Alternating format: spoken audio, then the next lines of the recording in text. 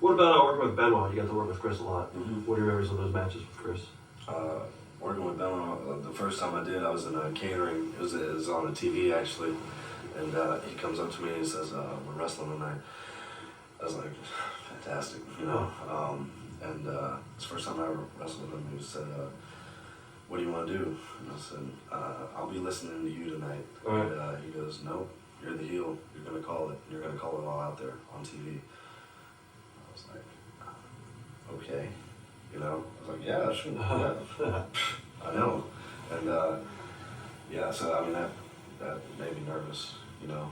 But he as in-ring performer, just unbelievable, you know, great learning experience.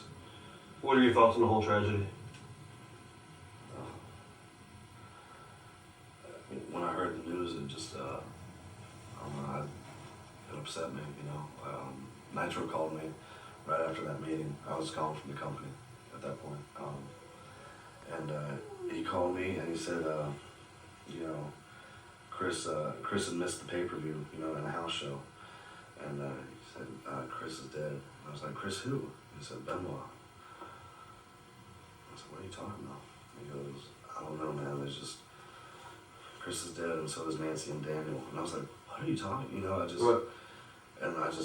tears came and I was just, you know, and, you know, I was on the phone all day with everybody, you know, all the boys and everything. I'm just like, "What's going on, man? Maybe best case scenario is Chris went home and there was carbon monoxide poisoning and then, you know, he couldn't take it or, you know, just whatever." And then I guess the next day we found out, you know, what happened. And when I found out what happened, it was like, it was so ugly and just so, I couldn't even cry about it because it was just so like, it was the ugliest thing I've ever been close to, because he was, you know, that's not the Chris we knew. You know, if anybody would ever saw that coming, it wouldn't have happened because we would have stopped it. You know, right. But he, you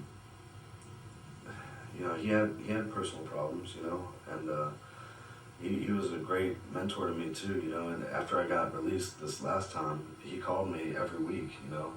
After his Wrestlemania match at Wrestlemania in Detroit with MVP, he talked to me on the phone for 40 minutes instead of being at the Wrestlemania party. And always like, you know, keep your head up, this is your home, you'll be back, you know, just, you know, you belong here, just gotta work your stuff out. And very encouraging there. He was a good friend to me, you know. And I don't know, but it doesn't justify what he did, and anything you can ever say about Chris Benoit will always be nullified by the last couple days of his life, you know. And that's sad, but that's not the tragedy. The tragedy is just thinking like, what could be so bad that a little boy, you know, a child, you know, is and nothing I say, you know, and none of my thoughts will ever make it make sense. You know, it's just, it is what it is, you know.